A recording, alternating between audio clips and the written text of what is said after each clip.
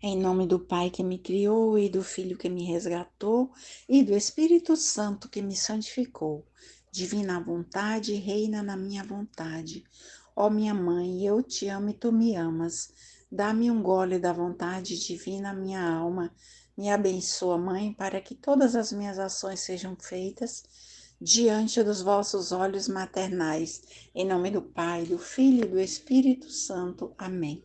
Ó Suprema Majestade, eu venho em Sua divina vontade, em nome de todos, do primeiro ao último homem que existirá na terra, para dar a Ti as homenagens que tens de direito, as adorações, os louvores, o amor, as reparações, por todos e por cada pecado. Venho, Senhor, na Tua divina vontade. Dou-te a minha vontade humana por meio do Imaculado Coração de Maria, que possui todos os dons e os frutos da divina vontade. Dá-me então, Senhor, a tua divina vontade. Venha, ó divina vontade, nesta ação que estou a fazer e em todas as ações que farei durante este dia. Amém, Fiat. Vinde, ó Espírito Santo, vinde, por meio da poderosa intercessão do Imaculado Coração de Maria, vossa amadíssima esposa e nossa mãe. Amém. Vinde, ó Espírito Santo, vinde, por meio da poderosa intercessão do Imaculado Coração de Maria, vossa amadíssima esposa e nossa mãe. Amém. Vinde, ó Espírito Santo, vinde, por meio da poderosa intercessão do Imaculado Coração de Maria, vossa amadíssima esposa e nossa mãe. Amém.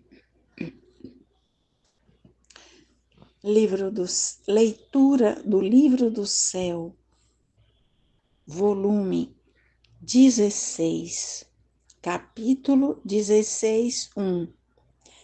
A divina vontade é princípio, meio e fim de toda virtude e deve ser coroa de tudo, e cumprimento da glória de Deus por parte da criatura. Estava rezando, fundindo-me toda na santíssima vontade de Deus, mas tinha em minha mente alguma dúvida acerca de tudo o que o meu doce Jesus me vai dizendo sobre este santíssimo querer. E ele, estreitando-me a si, com uma luz que lançava na mente, disse-me: Minha filha, a minha vontade é princípio, meio e fim de toda virtude. Sem o germe de minha vontade, não pode ser dado o nome de verdadeira virtude. Ela é como a semente para a planta, e que depois de que aprofundou suas raízes debaixo da terra, quanto mais profundas são, tanto mais alto se forma a árvore que a semente contém. Assim que primeiro está a semente, esta forma as raízes. As raízes têm a força de fazer brotar de debaixo da terra a planta.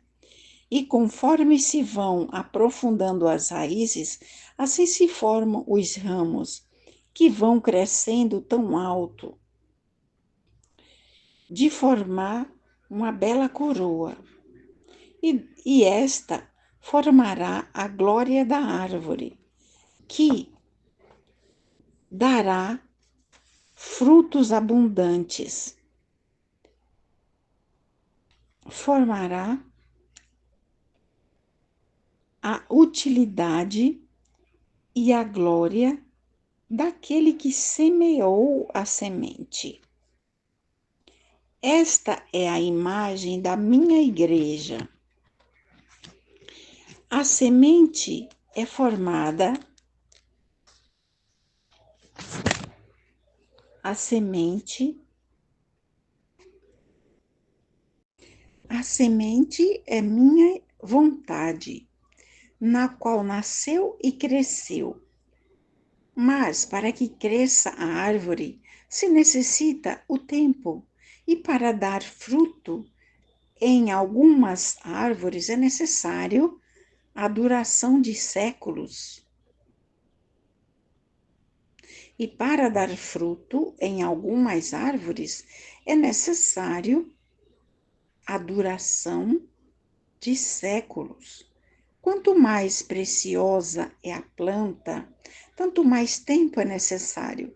Assim, a árvore de minha vontade, sendo a mais preciosa, a mais nobre e divina, a mais alta, necessitava do tempo para fazer crescer e fazer conhecer seus frutos. Assim que a igreja conheceu a semente, e não há santidade sem ela. Depois conheceu os galhos, mas sempre em torno desta árvore girou. Agora devem conhecer os frutos para nutrir-se deles e gozá-los, e esta será toda a minha glória, minha coroa, e de todas as virtudes e de toda a igreja.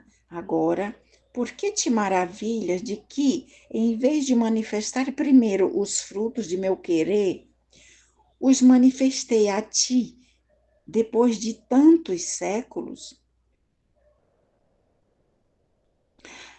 Se a árvore ainda não se tinha formado, como podia fazer conhecer os frutos? Todas as coisas são assim.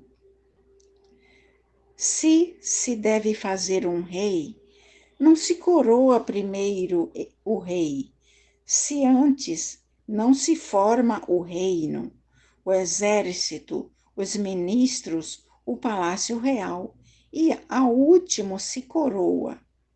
E se quisesse coroar ao rei, sem formar o reino, o exército, etc., seria um rei de mentira. Agora, minha vontade devia ser coroa de tudo, cumprimento de minha glória por parte das criaturas, porque só em minha vontade pode ser dito: tudo eu já cumpri. E eu, encontrando-me nela, cumprindo tudo o que quero, não só a faço conhecer os frutos, senão que a nutro e a faço chegar a tal altura de superar todos. Eis porque amo tanto e tenho tanto interesse de que os frutos, os efeitos, os bens imensos que há em meu querer e o grande bem que a alma receba com viver nele sejam conhecidos, pois, se não se conhecem, como se pode desejá-los? Muito menos podem alimentar-se com eles. E se eu não fizesse conhecer o viver em meu querer, que coisa significa? Os valores que contém? Faltaria a coroa, à criação, às virtudes, e minha obra seria uma obra sem coroa. Então, vê o quão necessário é que tudo o que te disse sobre meu querer saia fora e seja conhecido, e também a razão pela qual tanto te incito a ti, e porque a ti te parece que te faço sair da ordem que tive com os outros, fazendo conhecer isto e as graças a eles feitos depois de sua morte, e em troca contigo permito que ainda em vida o que eu lhe disse sobre meu querer, permito que ainda em vida o que eu lhe disse sobre o meu querer seja conhecido. Se não for conhecido, não será nem apreciado ou amado. O conhecimento será como o adubo à árvore, que fará amadurecer os frutos, dos quais, bem maduros, se alimentarão as criaturas. Qual não será o meu contentamento e o teu? 16:2. Jesus tudo fez e sofreu em sua vontade. Estava a pensar na paixão do meu doce Jesus e sentia as suas dores ao meu lado, como se agora as estivesse ele sofrendo. E olhando me disse: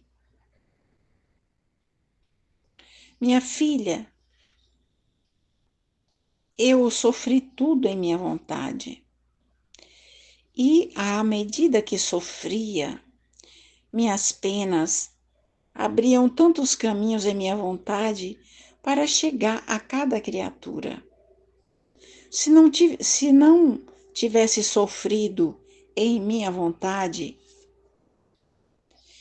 que envolve tudo, minhas penas não teriam chegado até você, nem até todos e cada um. Teriam ficado com minha humanidade e mais, com havê-las sofrido em minha vontade, não somente abriram tantos caminhos para ir a todas as criaturas, mas abriam também tantos outros para as fazer entrar nelas até mim e unir-se com essas penas a dar-me cada uma das penas que, com suas ofensas, deviam me dar em todo o curso dos séculos. E enquanto eu estava sob as tempestades dos golpes, por isso não foram só aqueles que me flagelaram, senão as criaturas de todos os tempos, que teriam com suas ofensas convergidos à bárbara flagelação, e assim, em todas as demais penas, minha vontade me trazia a todos, nenhum faltava à chamada. Todos me estavam presentes, nenhum faltou, por isso minhas penas foram, quanto mais duras, mais múltiplas que as que se viram. Então, se queres que o sofrimento de minhas dores, a tua compaixão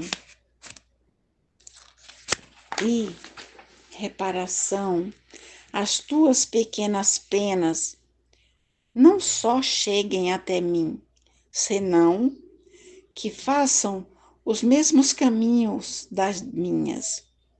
Faz que tudo entre em meu querer e todas as gerações receberão os efeitos. E não só minhas penas, mas também as minhas palavras, porque ditas na minha vontade chegavam a todos, como por exemplo, quando Pilatos me perguntou se eu era rei, e eu lhe respondi: meu reino não é deste mundo. Se deste mundo fora, milhões de legiões de anjos me defenderiam. E Pilatos, ao me ver tão pobre, humilhado, desprezado, se surpreendeu e disse, mais marcado: como tu és rei? E eu respondi com firmeza a ele e a todos os que se encontravam em algum lugar: eu sou rei e vim ao mundo para ensinar a verdade. E a verdade é que não são os postos, a verdade é que não são os postos, os reinos, as dignidades, os direitos de comando, o que faz reinar o homem, o que o enobrece, o que o eleva sobre todos. E mais, estas coisas são escravidão, misérias, que o fazem servir a vis paixões. O homem injusto, cometendo também ele tantos atos de injustiça que o ensoberbecem, atiram-no para a lama e atraem o ódio dos seus dependentes, assim que as riquezas são escravidão, os postos são espadas com as quais muitos ficam mortos ou feridos. O verdadeiro reinar é a virtude, o despojamento de tudo, o sacrificar-se por todos, o submeter-se a todos, e isto é o verdadeiro reinar, que vincula a todos e se faz amar por todos. Por isso, o meu reino nunca terá fim, e o teu está próximo de perecer.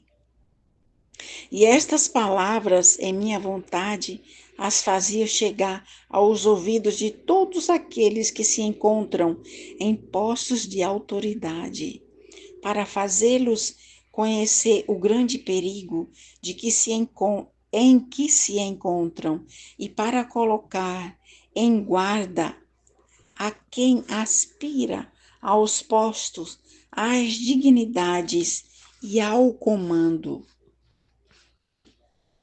16, 3. Jesus põe na alma de Luísa três colunas para apoiar-se. Sentia-me muito afligida pela privação de meu adorável Jesus. E, se faz ver, está tudo taciturno. Então, esta manhã, se deixava ver em meu interior, em meio de duas colunas, e estava formando uma terceira no meio a esta. E agora se apoiava em uma, e agora na outra. E agora na coluna do meio que estava construindo. E surpreendida lhe disse: meu amor e minha vida, quando pôs essas colunas em meu interior, agora está mais cômodo. Se está cansado, pode te apoiar nelas. E ele, sem prestar atenção, continuava construindo a coluna e calava. Então eu, mais me diga, por que não me fala? O que há? Em que te ofendi? Talvez minha repugnância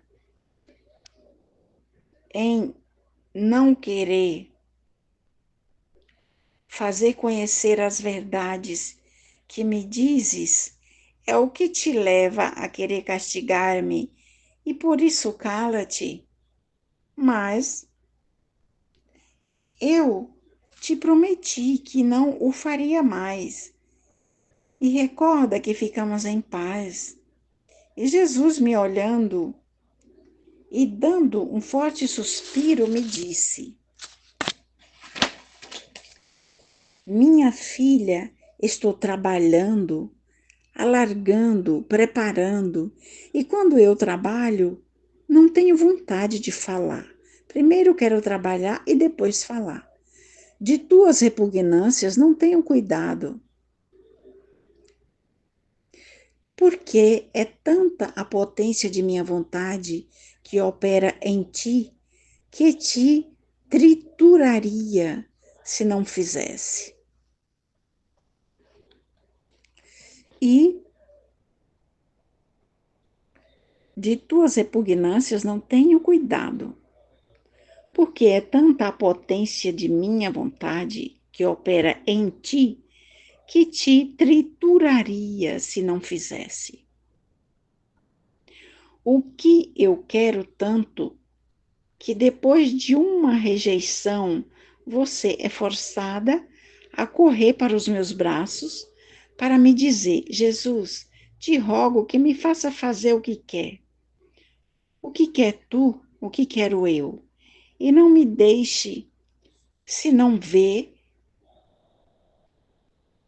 que o seu e meu querer formam um só? Então, meu silêncio é o trabalho. E para fazer que o trabalho que estou fazendo em você seja mais belo, mais seguro, mais estável, coloquei-o no meio de duas colunas mais fortes, mais altas, as quais é minha humanidade.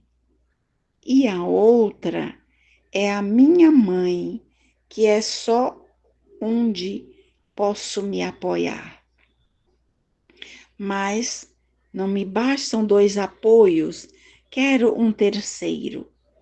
Mas, se não o formo como posso tê-lo, eis o porquê, a necessidade de meu trabalho. Eis o porquê, a necessidade de meu trabalho, você me emprestará os materiais, que são seus atos feitos em meu querer. Quanto mais fizer, mais materiais me emprestará, e eu me esforçarei em formá-lo, e depois me repousarei e te falarei tudo o que eu fiz e o que fez minha amada mamãe. Estará tudo conectado nesta terceira coluna. Meu único fim, que seja realizado como um querer eterno, que é o único que pode me servir de apoio, e que este querer seja conhecido. Porém, tanta graça que não só me dará descanso, mas me servirá de cátedra, de voz para ensinar, com os modos mais atraentes, insinuantes e convincentes. O que significa viver no meu querer, e assim já não esteja mais isolado no meio dos meus filhos, mas reine como no seu próprio trono. Por isso, deixa-me fazer e segue-me. Depois veio novamente e continuava fazendo-se ver em meu interior, que estava todo atento ao trabalho, e em silêncio nos olhávamos. Levantei a vista e vi em uma coluna colocada no topo desta a cabeça de Nosso Senhor, e na outra a da Rainha Celestial, ambas coroadas. Na terceira coluna, que estava formando, estava preparada para colocar a minha cabeça nela. E a coroa que devia, e a coroa que a devia coroar, sairia a metade da coroa de Nosso Senhor e a outra metade da Virgem Santíssima. Estava preparada para colocar a minha cabeça nela. E a coroa que a devia coroar, sairia a metade da coroa de Nosso Senhor e a outra metade da Virgem Santíssima, que unindo-se, estas duas metades formavam uma só. E eu fiquei maravilhada e encantada. E meu doce Jesus disse: Minha filha, viste o quanto me convém trabalhar para formar o terceiro apoio e como você deve apressar-se em dar-me os materiais para me fazer trabalhar, e a que altura deve chegar para cumprir o trabalho de meu querer em você, e que coroa deve cingir sua testa. Por isso, não perca um minuto de tempo, e seu voo em meu querer seja contínuo. 16:4 Sobre a concepção do Verbo eterno.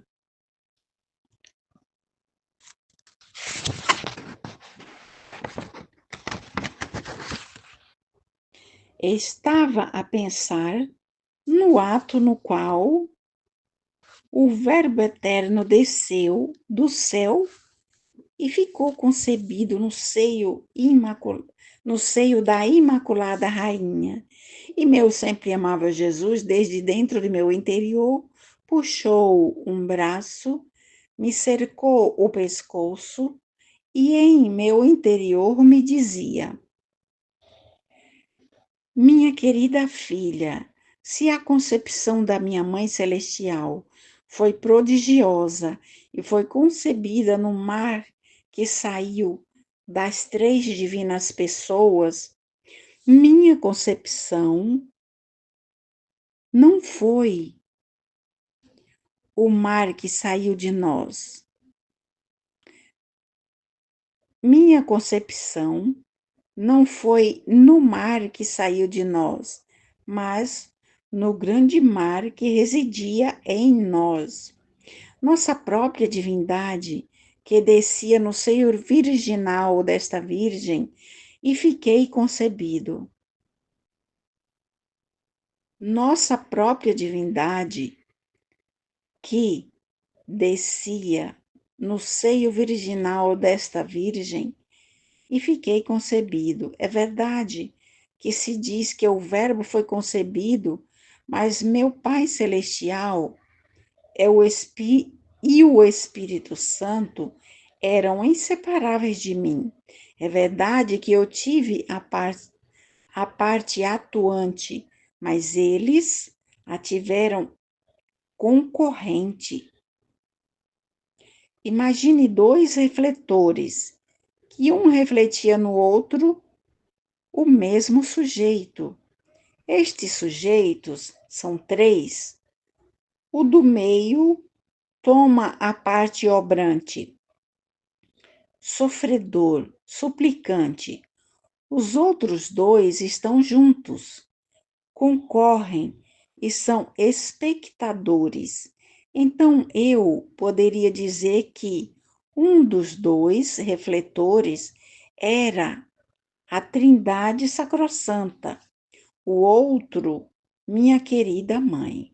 Ela, no breve curso de sua vida, conviver sempre em meu querer, me preparou em seu virginal seio, o pequeno terreno divino onde eu, Verbo eterno, devia me vestir de carne humana, porque jamais teria descido dentro de um terreno humano e a Trindade refletido nela ficou concebida. Então, aquela mesma Trindade, enquanto ficava em céu, foi concebido no seio desta nobre rainha. Todas as outras coisas, por quão grandes, nobres, sublimes, prodigiosas, até a mesma concepção da Virgem Rainha, todas ficam para trás. Não há nada que se possa equiparar, nem amor, nem grandeza, nem potência à minha concepção. Aqui não se trata de formar uma vida, mas de encerrar a vida, que dá vida a todos. Não se trata de ampliação, mas de restringir-me para poder me conceber, não para receber mais, não para receber, mas para dar. Quem criou tudo, encerrar-se em uma criada e pequeníssima humanidade. Estas são obras só de um Deus, e de um Deus que ama, que a qualquer custo quer atar com seu amor à criatura para fazer-se amar. Mas isto é nada ainda. Você sabe onde todo o meu amor, todo o meu poder e sabedoria refugiu, assim como a potência divina formou esta pequeníssima humanidade, tão pequena que podia comparar-se ao tamanho de uma avelã, mas com os, com os membros todos fornecidos e formados. O Verbo concebido nela, a imensidão da minha vontade, encerrando todas as criaturas passadas, presentes e futuras, concebeu nela todas as vidas das criaturas. E conforme crescia a minha, assim cresciam elas em mim. Assim, enquanto aparentemente parecia sozinho, visto o microscópio da minha vontade, visto com o microscópio da minha vontade, se viam em mim concebidas todas as criaturas. Sucedia de mim como quando se vêem águas cristalinas que, enquanto parecem claras, vistas com o microscópio, quantos micróbios não se veem? Foi tal e tanta a grandeza de minha concepção que a grande roda da eternidade ficou comovida e estática ao ver os inumeráveis excessos do meu amor e todos os prodígios unidos juntos. Tudo a massa, todo a massa do universo estremeceu ao ver fechar-se àquela que dá vida a tudo, restringir-se, diminuir-se, fechar tudo para fazer o quê? Para tirar a vida de todos e fazer renascer a todos. 16:5 Prodígios do Fiat Divino no grande vazio da alma. Estava a rezar e a abandonar-me nos braços da Santíssima Vontade de Deus. E meu sempre amável Jesus, saindo de meu interior e dando-me a mão, me disse: minha filha, vem comigo e vê o grande vazio que existe entre o céu e a terra. Este grande vazio, antes de meu Fiat se pronunciar, era horrível de ver-se. Tudo era desordem. Não se via divisão de terra, nem de águas, nem de montes. Era uma massa de espanto. Enquanto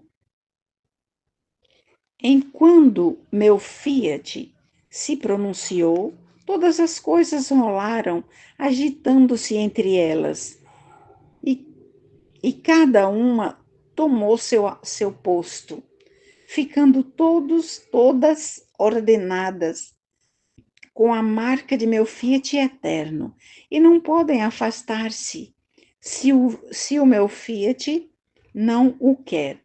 A terra não dava mais pavor, e mais ao ver a vastidão dos mares, suas águas não mais enlameadas, mais cristalinas, seu doce murmúrio, como se as águas fossem vozes que muito pouco falassem entre elas, suas ondas fragrosas, se às vezes se levantam tanto, não parecem montes de água e depois caem ao mesmo mar. Se levantam tanto que parecem montes de água e depois caem no mesmo mar. Quanta beleza não contém, quanta ordem e quanta atenção não desperta a criatura? E logo a terra toda pintada de verde e florida, quanta variedade de beleza não contém? No entanto, é nada ainda. O vazio não estava completamente cheio e, assim como meu Fiat se moveu sobre a terra e dividiu as coisas e ordenou a terra, assim, movendo-se para cima, no alto, estendi os céus, adornei-os com estrelas, e para preencher o vazio da escuridão, criei o sol que, fazendo fugir as trevas, encheu de luz este grande vazio e colocou o enlace de toda a beleza em tudo criado. Então, quem foi a causa de tanto bem? Meu Fiat onipotente, mas este Fiat quis o vazio para criar esta máquina do universo. Agora, minha filha, vês que grande vazio no... Agora, minha filha, vês este grande vazio no qual muitas coisas criei? Pois o vazio da alma é maior ainda. Aquele devia servir para a habitação do homem. O vazio da alma devia servir para a habitação de um Deus. Não devia pronunciar por 6 dias meu fiat, como ao criar o universo, mas por quantos dias contém a vida do homem, e tantas vezes, por quantas vezes, pondo de lado o seu querer, faz o meu agir. Portanto, devo o meu fiat fazer mais coisas que fez na criação. Portanto, devo o meu Fiat fazer mais coisas que fez na criação. Queria mais espaço, mas você sabe quem me dá campo livre para preencher este grande vazio da alma? Quem vive em meu querer. Meus Fiat são repetidamente ditos. Cada pensamento é acompanhado pela potência de meu Fiat. E ó, quantas estrelas adornam o céu da inteligência da alma. Suas ações são seguidas por mim, Fiat, por meu Fiat. E ó, quantos sóis surgem nela. Suas palavras investidas por meu Fiat são mais doces que o murmúrio das águas do mar, onde o mar das minhas graças corre para encher este grande vazio, e o meu Fiat se deleita em formar as ondas que chegam até além do céu e dele descem mais carregadas para engrandecer o mar da alma. Meu Fiat sopra sobre seu coração e de suas batidas forma incêndios de amor. Meu Fiat não deixa nada, investe todo o afeto, as tendências, desejos, e neles forma os mais belos floridos. Quantas coisas não trabalha quantas coisas não trabalha meu trabalho Fiat nestes grandes vazios da alma, que vive no meu querer? Oh, como fica para trás toda a máquina do universo, os céus ficam estupefatos e olham trêmulos ao Fiat onipotente, atuante na vontade da criatura, e se sentem duplamente felizes cada vez que este Fiat obra e renova sua potência criadora, assim que estão todos atentos em torno de mim para ver quando meu fiat é pronunciado, para alcançar a sua dupla glória e felicidade. Oh, se todos conhecessem a potência do meu fiat, o grande bem que contém, todos dariam, todos dariam à mercê de minha vontade, todos se dariam à mercê de minha vontade onipotente. Entretanto, é de chorar quantas almas, com estes grandes vazios em seu seio, são piores que o grande vazio do universo antes de que meu fiat fosse pronunciado. Não agitando nelas meu fiat, tudo é desordem. As trevas são tão densas que provocam horror e espanto. É uma confusão, tudo junto, nada está em seu lugar. A obra da criação está transtornada nelas, porque só meu fiat é ordem, a vontade humana é desordem. Por isso, filha de meu querer, se você quer a ordem em você, faça que meu fiat seja a vida de tudo em você, e me dará o grande contentamento de que meu fiat possa se desenvolver, fazendo sair os prodígios e os bens que contém. Amém, Fiat. Jesus, eu confio em vós.